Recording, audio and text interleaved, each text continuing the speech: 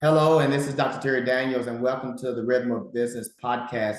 I have as my guest today Matt Prasek. He is a founder owner of House Mom Software as a service provider. And I am so excited to have you, Matt, to just talk to us about this entrepreneurial journey and hearing your story and learning from you, right? Learning about being an entrepreneur and those joys and challenges go with all of that. So, Matt, thank you so much for joining the Rhythm of Business podcast. To get us started, why don't you just tell us a little bit about yourself and who you are and what you do? Yeah, awesome. Thank you so much for having me. Um, you know, my name's Matt Prasek, obviously. Have worked in the senior care space pretty much my entire career, right out of college. Have worked with different care providers, building workflows to help automate their communications, to help with their staffing efficiencies, as well as create a better family experience for senior care. Wow. I tell you what, that just talking to you before we got started, Matt, I just hear the heart in it. And I think that's typically not seen, Mhm. especially when you're the software as a service provider to the healthcare senior living facilities, right? So, man, I hear your heart. So, man, that's so exciting. Tell me a little bit about uh, yeah, this entrepreneurial journey and what made you want to go into being an entrepreneur, even though, as you said, it was part of your college program. What made you want to be an entrepreneur? Yeah, no, great question. I mean, I think it kind of chose me a little bit. I didn't choose it. I went to Ball State University in Northern Indiana, and I didn't quite decide on a major yet. Was kind of trying to figure out what I Mhm. wanted to do. And around that time, my grandfather suffered a traumatic brain injury during a skiing accident. Mhm. And, after multiple surgeries and uh, ultimately residing in a senior care facility, got kind of thrown into the senior care space, right? Mhm. And more from that customer experience, family members who are engaged with their loved ones and, really was involved in the care that he was receiving. And that really inspired me to build the first patient portal in the senior care space. Hospitals and different sectors of healthcare had patient portals, and senior care was a little bit behind. And it was really challenging to kind of get the information that we needed to make like care decisions, right? Mhm. You're constantly calling the care provider and with the staffing challenges and everything in the senior care space, Mhm. uh, nurses are stopped administering care to pick up a phone call. It can be kind of challenging. And I think through my frustrations of just like, why can't I have this on my phone, Yeah. like readily available to me, inspired me to launch that business. And it was part of my business plan at Ball State. They have an awesome program Yeah. where they were able to kind of foster me, my last couple of years coming out of there. And, Mhm. still am very connected with a lot of those mentors and advisors and professors. Wow. I'm gonna tell you what I think the just listening to you tell your story and how you didn't choose it, it chose you, but it chose you out of utilizing your skills and knowledge and even the passion of that technology piece with the healthcare piece and marrying those together. That's where you find that my word here, rhythm, that we get to do this. Where the rhythm come in. But even as an entrepreneur, it has its benefits, but what are some misconceptions that people might have of being an entrepreneur? Yeah, I mean, I think there's a lot of misconceptions, about being an entrepreneur. I think a lot of people hear, the success stories Mhm. and just, automatically like they see the rosy picture of it, right? But just, the day-to-day grind, like often, especially when, startup mentality, when you're starting a business, you're constantly pivoting, you're constantly trying to find that fit, the ideal customer profile, like how you align with the needs of your customers, how you address their pain points. And, there's a lot of challenges with starting a business, and, that grind and that hustle and that mentality. I think, you have to have a passion for it.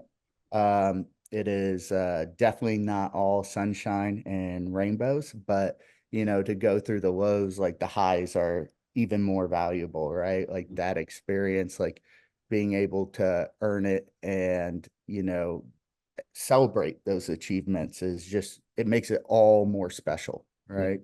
But I think you, like you said, it's that it has a real grind to it, and Hmm. an entrepreneur's got a real grind.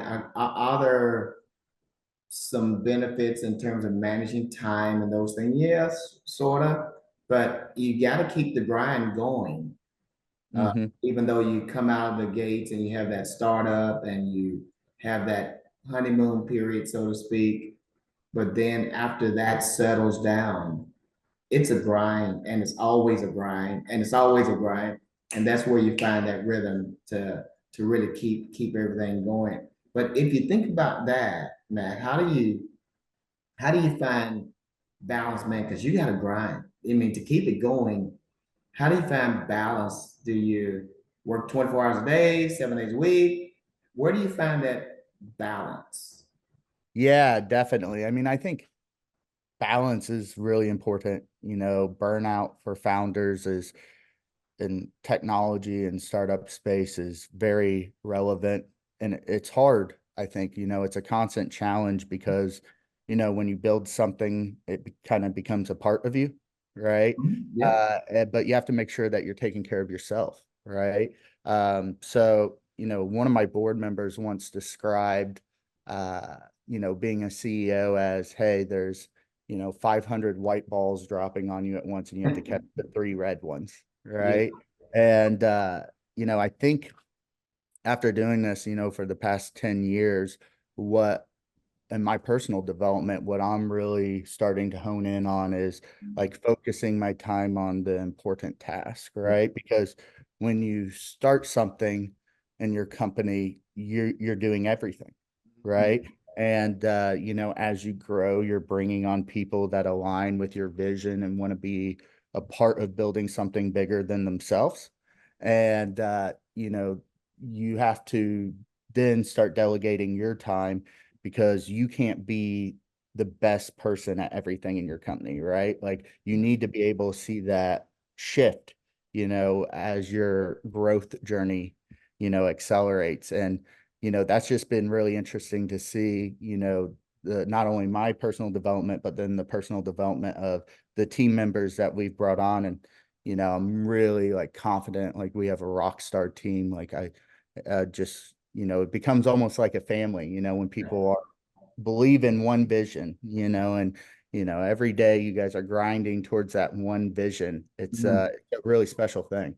Well, so now you got this rock star team. I love that. I love the way you say that, and you're really confident in them. When you began, you had this passion. It came out of a personal situation, but yet it leveraged your education and your tax savvy experiences. You have all this passion to go do it. Mhm. How did you hire and infuse those that are with you to have this same passion? How did you build that? Yeah, no, that's a great question.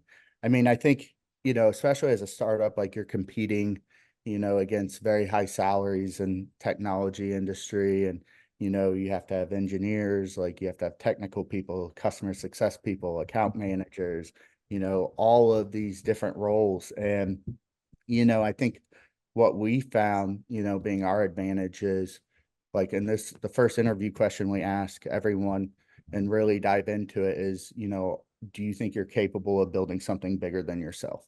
Right? Like, do you want to be a part of something here? Because, what we do on day in and day out, like you have to be passionate, right? You gotta want to like build something. And it's a lot different, I think, than the standard, corporate world. Yep. Um, there's a lot of people out there that I don't think would fit in a startup environment because it's really challenging, right? Like you're every day you're putting the company before yourself and to achieve this mission. And there's just been a lot of learning experiences, throughout that. But I think, you know, finding those people and, you know, also with us, like we're probably unique. Like everybody that works at our company has had whether a similar experience of me in senior care or has worked on the provider side in senior care, like they've all been around it, right? And they all want to create this better experience and address, the communications gap, which is what we're super focused on every day. And that's adding value to the provider and adding value to the resident and the family members as well. You know what? I tell you what, that makes it easy. I work with a lot of organizations with building the right culture in the organization and getting all the people, in my words, in rhythm. What I hear you saying, Matt, is that you found people that had a similar experience Mhm. or something in the senior care, healthcare world. But then not only did you do that, but you also asked that very poignant question, like, what can you see about yourself that's bigger than you? And Mhm. getting them to even begin to vision and think and infusing all that together, man, that's powerful. I'm telling you, Matt, that is worth the interview. Just the audience to hear just that piece right there. So now that you've got all of this going after 10 years and you got a rock star team and you're doing what you love to do. Uh, where do you take this business? What's next for House Mom Software as a Service business? Yeah, I think my business definitely has had a very unique evolution. So, when you look back to when we started the company 10 years ago, you know, the goal has always been the same, like the communications gap, right? Like, how do we bridge this communications gap? And, we really came into the market as a first patient portal in senior care and more addressing like the family side of things, right? So, we've kind of had this experience where we've constantly swam upstream. Mhm. So, really focus on the family side of things. And then, throughout COVID, we had a lot of our growth. No matter what news outlet you watch, everybody saw, the family hand on the window, right? Families couldn't go into these communities, right? And then providers were then challenged with communicating outside of their walls. And, very quickly we were servicing over 37 states, different types of care environments such as skilled nursing, assisted living, independent living. And throughout that, we really started to dial in and learn from our customers. I mean, voice of customer is so, so important, right? And learning about the challenges on the provider side, we really realized that, you know, because of my experience, we might have came into the market a little bit blinded. And to address this communications gap, it starts with the provider because, they're constantly being asked to do more with less every day, right? They have uh, staffing challenges. They have increasing regulations, customer expectations, which are the residents and the families are at an all-time high with the negative spotlight that was shined on the industry. And so, we really took another look and thought, how can we help these nurses, right? These nurses need help. And we started looking at, how can we help automate the communications that they're doing on a daily basis? Because if you look at, the amount of labor hours that are allocated specifically to communicating care over the phone, Mhm. it's huge, right? And, you look at 100-bed facility with 100 residents and, X amount of nurses, like it's really hard to have the time to focus on all of the resident care. And think about the challenges that COVID provided, Yeah, right? yeah. So, we started automating different types of communications for providers. a lot of like required communications that help them, comply with state and federal legislations. And that was, I think, a big step for our company, focusing on the provider, helping them, and then even furthermore, the next evolution was ultimately working with different types of carriers from a liability standpoint, right? Like we've shown that we can reduce claims in senior care because families are having a better experience. Wow. And yeah, that's been a pretty multifaceted channel for us, to where we've been able to, even accelerate our growth as we're working with different carriers focusing on, the quality of care. Because if we can make, the family experience better, if we can save staff time so that they're Mhm. reallocating that time towards administering care, you know, we drastically impact this whole experience. And have been able to work with different carriers to measure, the impact that it has from a liability standpoint. Wow, man, you have set the world on fire, man. That is so cool. That is so cool. So let me ask you this last question. Thinking about, Matt 10 years ago, coming out of that, program at Ball State with this business plan from your program, and you knew you wanted to do something, and then you have the life experience with your grandfather. Um, But you're sitting there, you got this dream, you have this plan, you have this dream, uh, contemplating, can I do this? Should I do this? Or should I go give me a W-2 job? What am I going to do here, right? And you're sitting there. So speak to the audience of individuals who are carrying around a dream, carrying around a plan, having an idea, but they thinking about this entrepreneurial space and journey. What do you say to that? What do you say, Matt? What do you say to Matt 10 years ago? Yeah. And I think this aligns kind of with the misconception, when dollars is the goal, like it, you're set up for failure, right? And I think one advantage that I had out of college is like I wasn't afraid of being poor, right? Like what risk are you really taking? Like I didn't know anybody who was financially sound, right out of college. I remember moving into my first house out of college and just having an ice maker in my kitchen. I was like, I made it. you know, like so it was very easy. Like it wasn't like a sacrifice for me, right? Like it was to build something. And that's why, when we're doing those interviews, like that's why we ask that, because we need to know what motivates people, Yeah. and, knowing what people are motivated by allows you to better manage those people, better to incentivize those people. It just makes the whole team much more cohesive.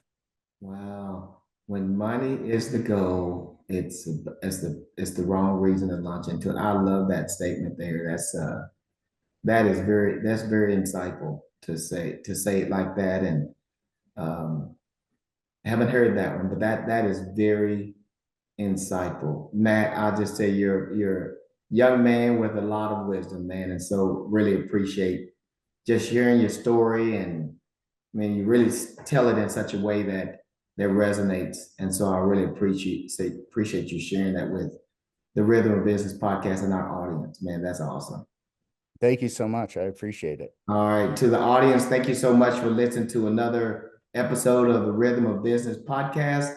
We have as our guest today Matt Prasek, and he is the founder owner of House Mom Software as a Service. Matt, where are you located?